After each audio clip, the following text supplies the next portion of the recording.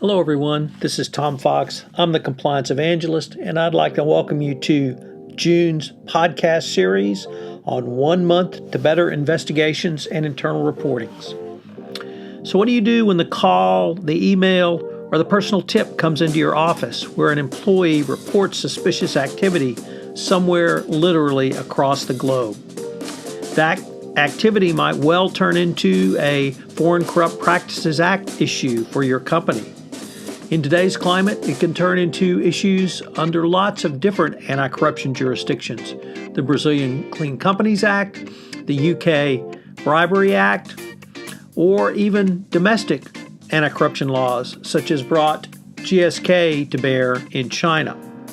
As the Chief Compliance Officer, it will be up to you to begin the process, which will determine, in many instances, how your company will respond going forward and will set the tone throughout this most difficult period. This month's podcast series will provide to you all the steps you need to consider going forward.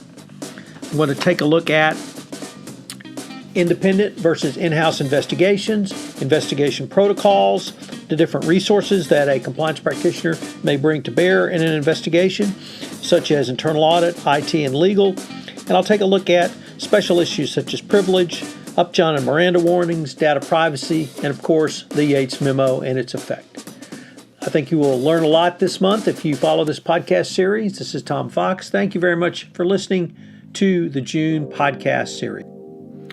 Day 21, Factors Leading to Hotline Distrust. My good friend Ryan Hubbs, who works at Schlumberger in internal audit and internal controls, wrote an excellent article entitled 10 Factors Leading to Hotline Distrust. So I want to use that as the basis of today's podcast. The guidance and mandates for companies on hotline reporting are numerous, overlapping, and sometimes very broad. We obviously have the U.S. Sentencing Guidelines, Sarbanes-Oxley, the Dodd-Frank Act, international guidelines from the EU, stock exchanges, and even the United Nations deems hotline reporting a necessary good business practice. Dodd-Frank attempted to strengthen accountability by specifically providing for protections for those who come forward as whistleblowers, but also allows regulators to respond to misconduct through fines and legal action. While the goal of whistleblowers and hotlines might be to identify and correct wrongdoing, they do not guarantee success, and they do not even guarantee effective and trusting programs.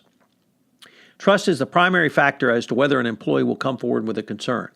Management might try a quick fix reaction to a messy investigation with more hotline posters or asking the CEO to use compliance and presentations and generally get the word out. Nevertheless, employees view it as a trust issue, and you have to have that trust. If an employee chooses not to report and an outside source later discovers misconduct, the organization will certainly be subject to potential financial losses and reputational damage that could have been avoided.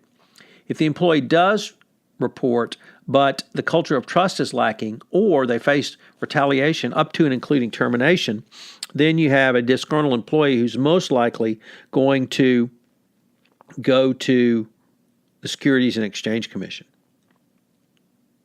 So, what are Hub's 10 factors leading to distrust of internal reporting mechanisms?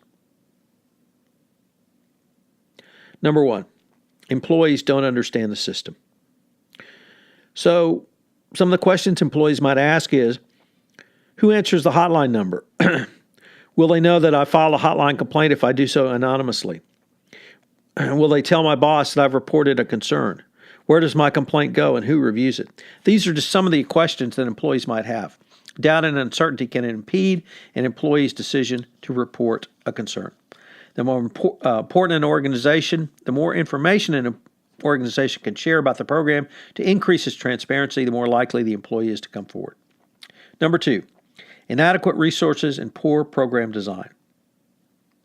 Organizations demonstrate the value of reporting concerns by spending money on well-designed hotline programs and professionally trained, efficient responders in investigating, fully integrated case management systems, and all necessary support and tools.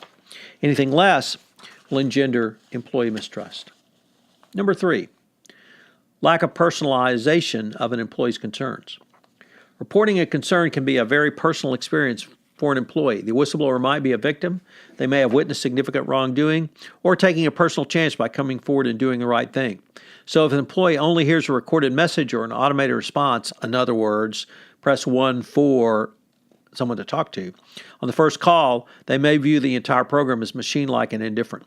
Qualified and experienced compliance or investigative professionals must immediately follow up on reported concerns. Concerned employees need support and reassurance they've done the right thing and the organization will address their concerns and that they will be protected from retaliation.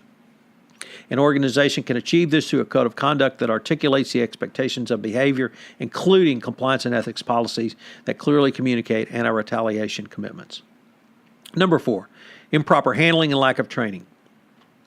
Mishandling of complaints and poor training of hotline calls and investigations can cause certainly reporting errors in which the organization conducts an inadequate investigation and rules that wrongdoing occurred when it didn't, or the converse. An organization can significantly reduce errors and associated risk would include skilled investigators early in the reporting process.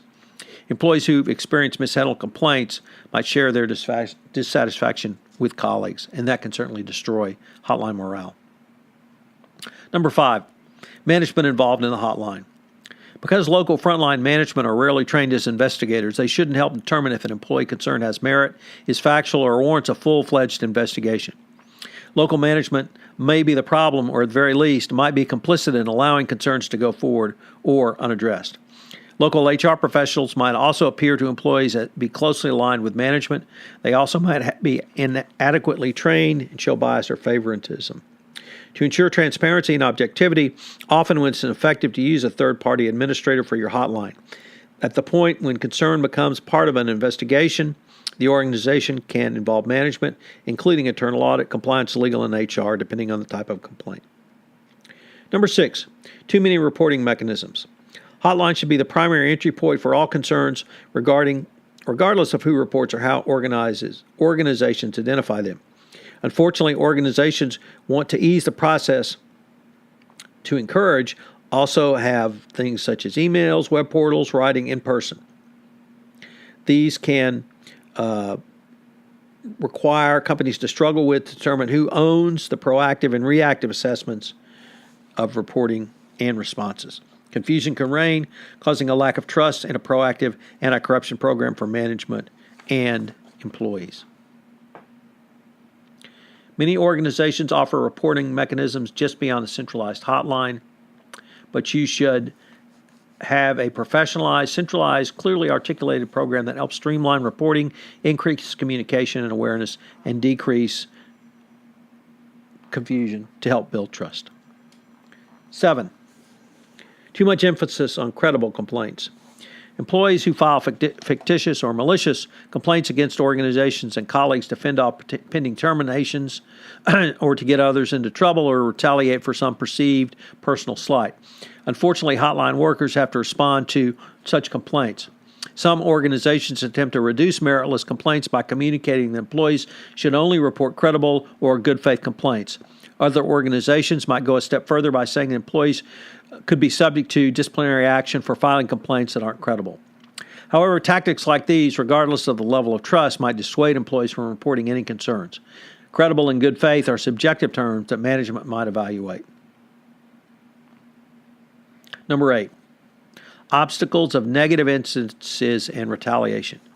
There's one key theme throughout this week series on reporting, and indeed throughout this month of investigations, it is retaliation. And companies must, and I must emphasize must, prevent retaliation. When an employee is mistreated for following the organization's reporting policy, the hotline can sustain severe damage to its credibility and viability as a safe and secure mechanism. The damage from mismanagement and reprisals, immemorialized on the internet, in court records, or public documents, can create a devastating silent, do not report culture. Organizations must communicate they have a zero tolerance for retaliation and deal with any retaliation swiftly and publicly. They might need to conduct ongoing communications and awareness programs to make sure Programs are as transparent and as trustworthy as possible, especially if employees know about previous retaliations. Number 9, inconsistent outcomes. Organizations must demonstrate that consistent and fair outcomes are routine regardless of people, relationships, or scenarios. Employees will learn through the grapevine if the organization delivers fair, consistent discipline regardless of how confidential the organization hides such outcomes. Of course, if employees view outcomes as fair, they will be more compelled to report concerns. Employees know that inconsistency equals personal risk. And finally, number 10, actions speak louder than words. Employees critique, judge, and evaluate what an organization says about its hotline reporting program by what it does rather than what it says. Does it follow policies and procedures as designed? Does it really have a zero-tolerance policy on retaliation? Are outcomes really consistent, fair, and appropriate? Does it truly allow employees to report concerns anonymously? So what are today's 3 key takeaways? Well, number 1, you must not retaliate. That is probably the biggest destroyer of credibility and trust in a hotline reporting. 2, there must be ongoing communications and there must be follow-up with the employees who made the anonymous reports. And number 3, celebrate your hotline. Let employees know that it's all right to raise your hand, because that's all you're doing at the end of the day is raising your hand. It's incredibly important, and it's something that will make your hotline work much better. This is Tom Fox. I hope you've enjoyed day 21 of 1 month to better reporting and investigations, and I hope you'll join me tomorrow for our final day of this month's series. This is Tom Fox again. I hope you enjoyed today's podcast. If you have listened to this podcast on iTunes, I would greatly appreciate it if you would rate the podcast, as it would help in our rankings and also help get the word out about the only 1 month podcast series to a better compliance program. Also, if you have any questions, please feel free to contact me. You can reach me at tfox@tfoxlaw.com. This is Tom Fox. Thank you very much again for listening, and I hope you'll join me again for 1 month to better investigations and reporting.